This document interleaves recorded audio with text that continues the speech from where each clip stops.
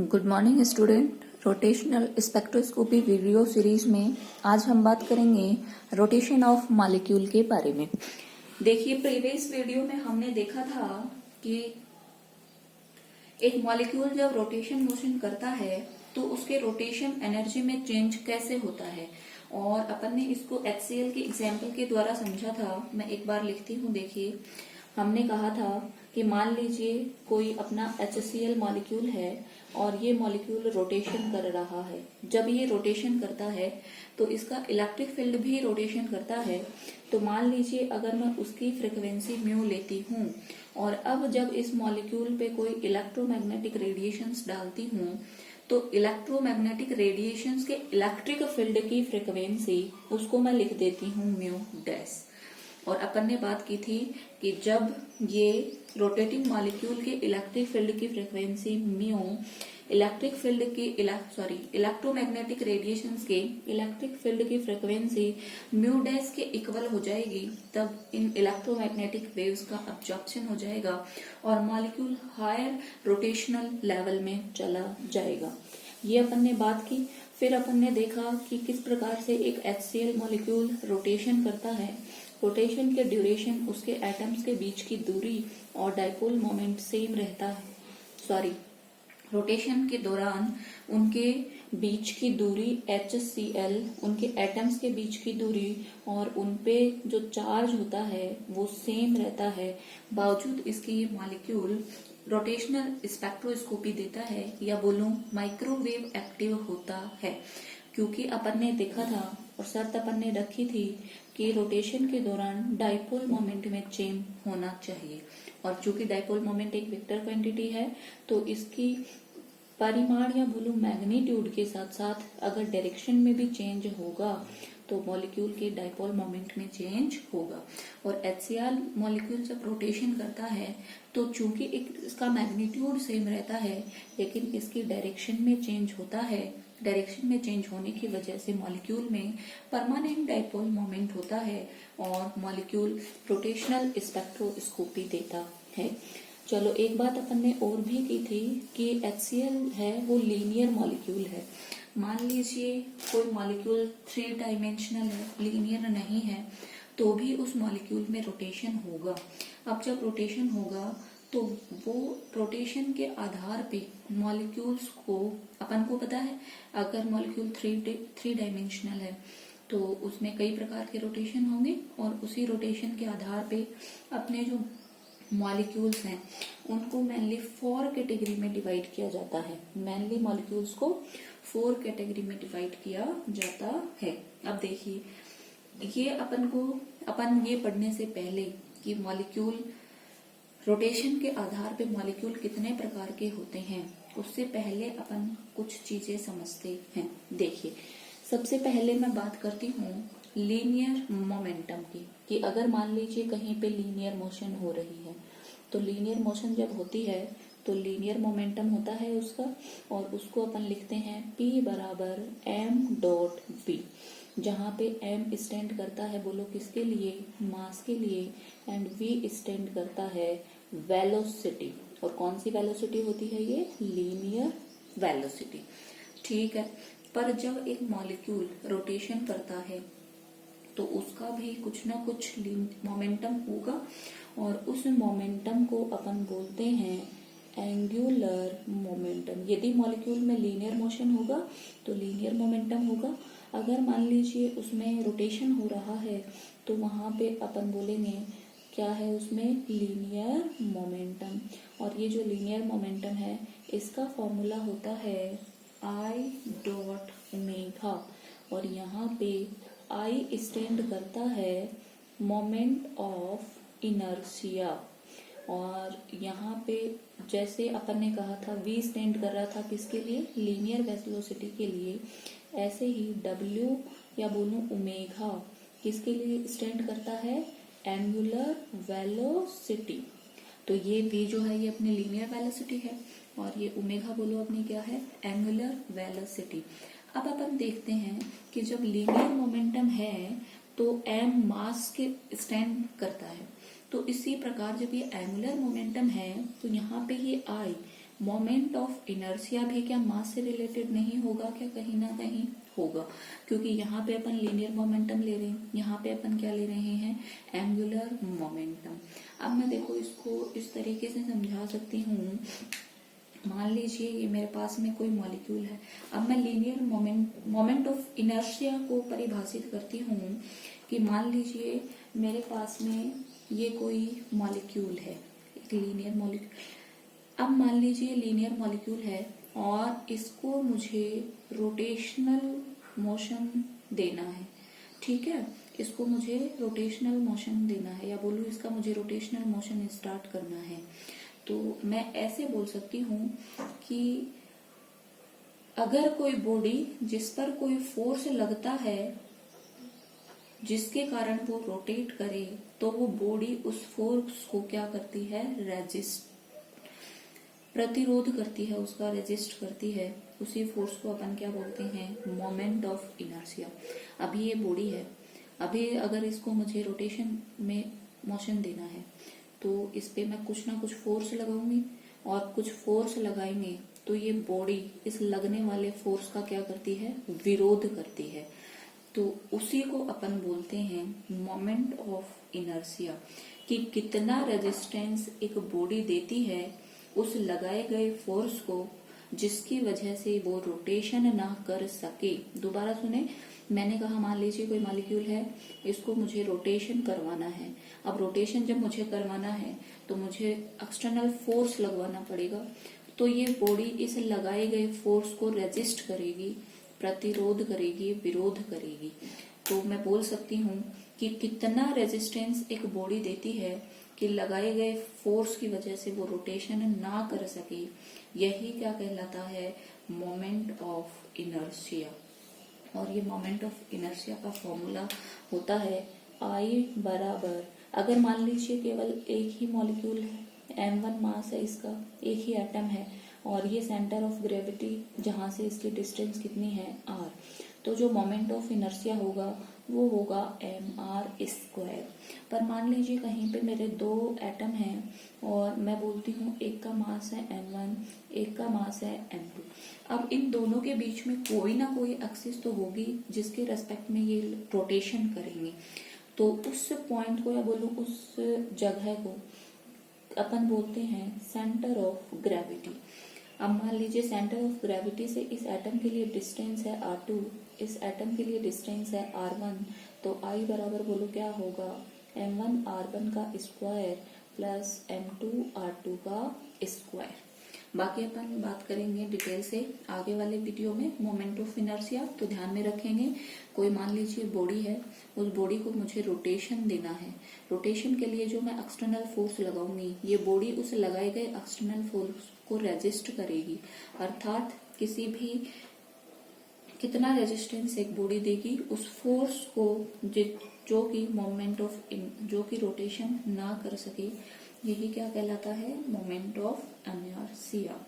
या फिर मैं बोलूं मुझे कितनी ताकत लगानी पड़ेगी, कितनी ताकत लगानी पड़ेगी उसको एंगुलर एक्सेलरेशन देने के लिए, वही क्या कहलाता है? Moment of inertia. क्योंकि अपन को पता है जो भी अपन फोर्स लगाएंगे ये बॉडी उसको क्या करेगी? रेजिस्ट करेगी। और जितनी ज्यादा ये बॉडी हैवी होगी, रेजिस्टेंस उतना ही ज्यादा होगा, इसलिए मुझे ज्यादा फोर्स लगाना पड़ेगा। तो ऐसे बोल सकती हूँ कितनी ताकत लगानी पड़ेगी उस बॉडी में कि उसका एंगुलर एक्सेलरेशन हो सके, उसी को अपन क्या बोलेंगे? Moment of inertia. क्लियर? तो अगर मान लीजिए सिंगल एटम है तो मोमेंट ऑफ इनर्शिया का फॉर्मूला होगा I बराबर mr²। अगर मेरे पास में कहीं पे मान लीजिए ये ले लेती हूँ मैं, मान लीजिए मेरे पास में दो एटम है, ये और ये। अब इन दोनों के बीच में कहीं ना कहीं तो कोई पॉइंट ऐसा होगा जिसके रेस्पेक्ट में ये क्या करेंगे? रोटेशन। उसी को बोलेंगे अपन सेंटर ऑफ ग्रेविटी। और सेंटर ऑफ ग्रेविटी से मान लीजिए इसकी दूरी r1 है, इसकी दूरी r2 है, तो मोमेंट ऑफ इनर्शिया हो जाएगा m1 r1 का स्क्वायर प्लस m2 r2 का स्क्वायर। होप आप लोगों को समझ में आया होगा।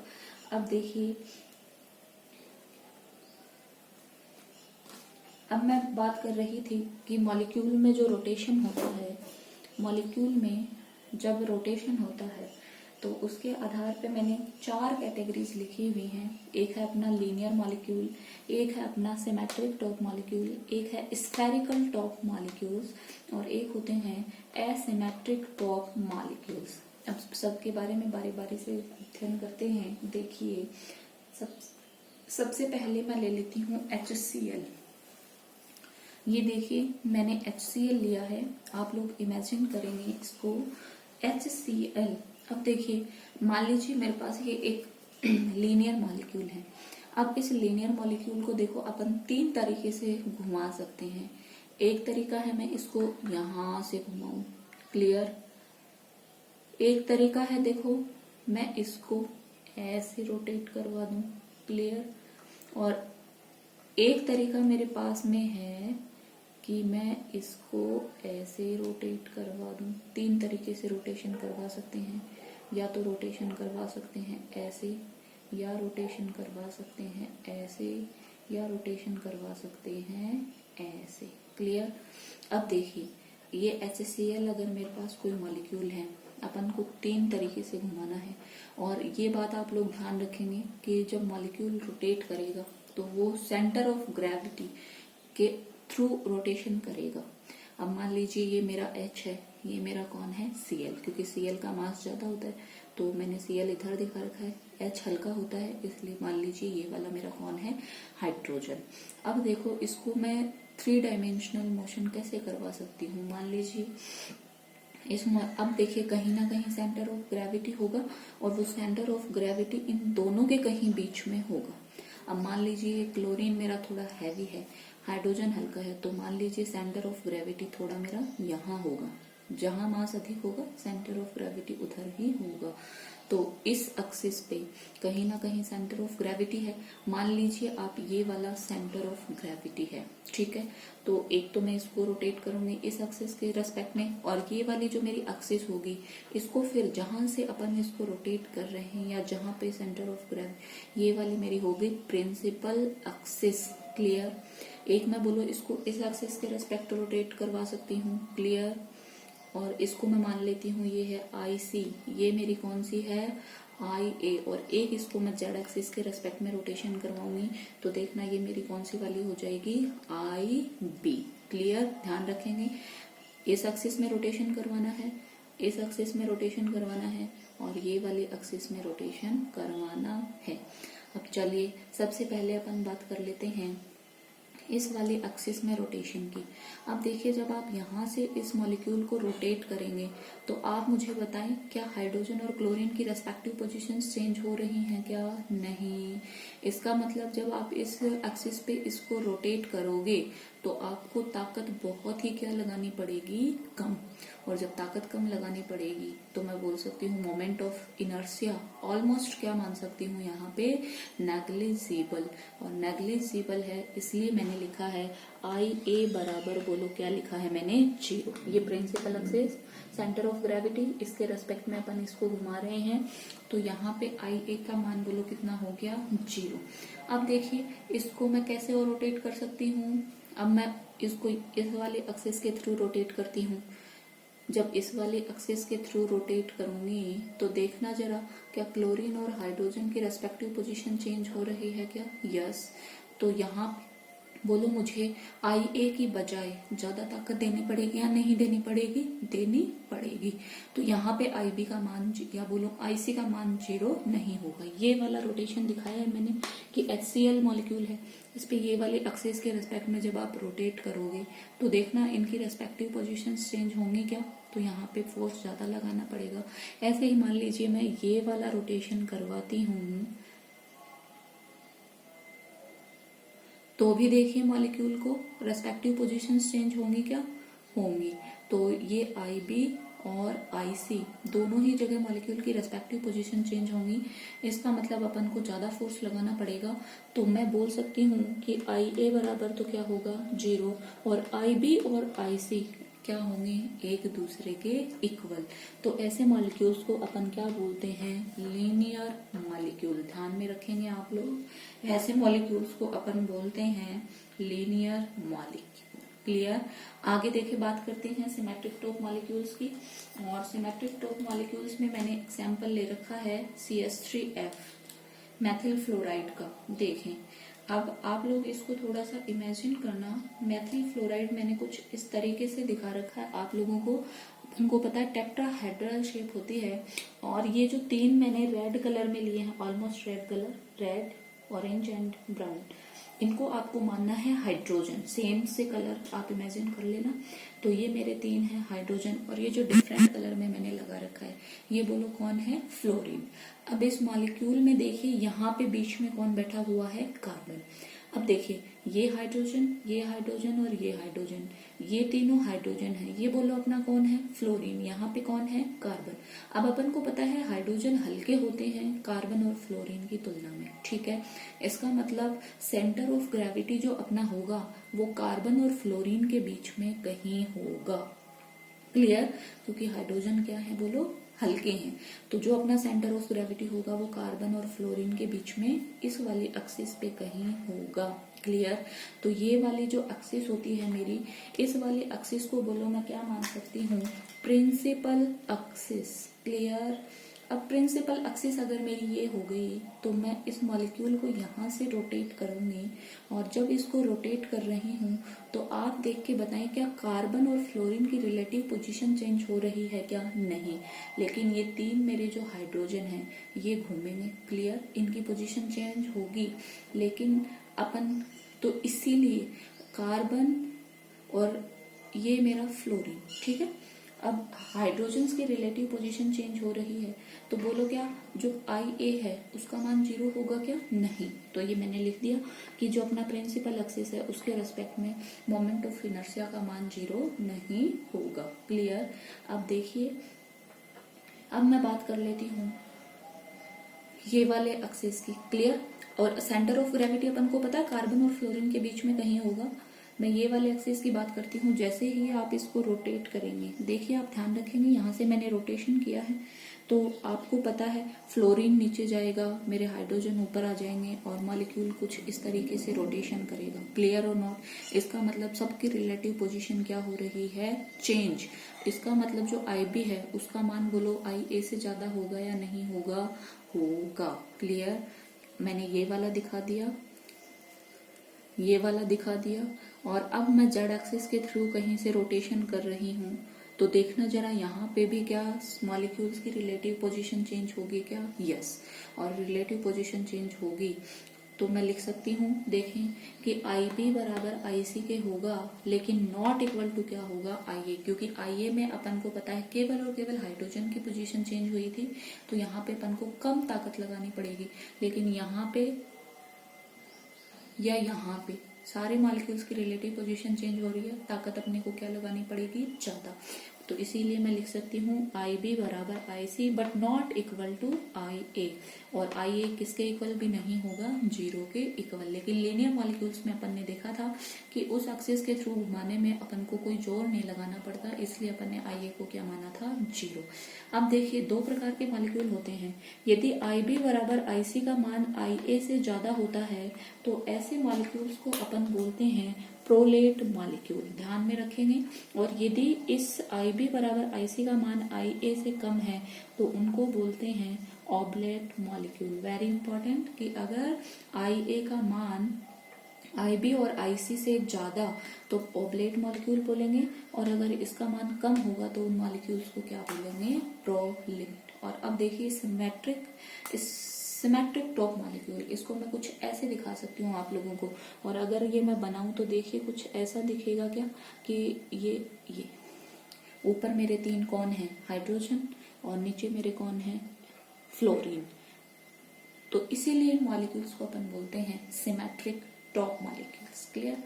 आगे मैं बात करती हूँ, देखिए स्फेरिकल टॉप मॉलिक्यूल्स की। और स्फेरिकल टॉप मॉलिक्यूल्स में फ्लोरीन को हटा दिया और देखो मैंने किसको लगा दिया? हाइड्रोजन को। अब आप ये इमेजिन करना कि तीनों चारों कलर एक जैसे हैं, इसीलिए मैंने इनको ये वाले कलर में लिया है। अब इसको अपन बोलते हैं स्फेरिकल टॉप मॉलिक्यूल। क्लियर। अब यहाँ पे भी हाइड्रोजन हाइड्रोजन हाइड्रोजन और हाइड्रोजन, और चूंकि यहाँ पे बीच में कौन है, कार्बन। और ये अपन को पता है कि कार्बन जो होता है, ये हाइड्रोजन है, ये कार्बन से क्या है, अलग। अब चूंकि ये चारों के चारों हाइड्रोजन है, तो अपना सेंटर ऑफ ग्रेविटी बोलो कौन हो जाएगा, कार्बन। क्लियर। चूंकि पहले जो सिमेट्रिक टॉप मॉलिक्यूल थे वहां पे फ्लोरीन था, इसलिए सेंटर ऑफ ग्रेविटी कार्बन से खिसक गया था। पर अब यहाँ पे भी कौन आ गया, हाइड्रोजन हाइड्रोजन हाइड्रोजन और हाइड्रोजन। तो अपना जो सेंटर ऑफ ग्रेविटी होगा वो कौन होगा, कार्बन। क्लियर। अब देखिए मैं इसको घुमाती हूँ, तो पहले आप यहां से घुमा दें। क्लियर। फिर बोलो किधर से घुमाना है, ये वाले से।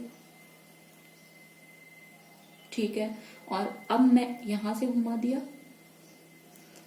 यहां से घुमा दिया, और अब मैं यहां से और घुमा देती हूं। तो देखिए, आप देख रहे हो कि हर जगह जब मॉलिक्यूल का रोटेशन हो रहा है तो इन सब की रिलेटिव पोजीशन क्या हो रही है, चेंज। और हर जगह तो मैं लिख सकती हूँ IA बराबर IB बराबर क्या होगा, बोलो IC। और इसीलिए इन मॉलिक्यूल्स में कोई डाइपोल मोमेंट नहीं होता है, नो डाइपोल मोमेंट। और ऐसे मॉलिक्यूल माइक्रोवेव इनएक्टिव होते हैं। ध्यान रखेंगे, very very important. Spherical top molecules कैसे होते हैं, माइक्रोवेव इनएक्टिव। और एक होते हैं एसिमेट्रिक टॉप मॉलिक्यूल, जैसे वाटर है, क्लोरोएथीन है। ऐसे मॉलिक्यूल्स वो होते हैं जिनमें IA not equal to IB और नॉट इक्वल टू क्या होती है, IC। ऐसे मॉलिक्यूल्स को अपन क्या बोलते हैं, एसिमेट्रिक टॉप मॉलिक्यूल्स। होप आप लोगों को समझ में आया होगा। Thank you.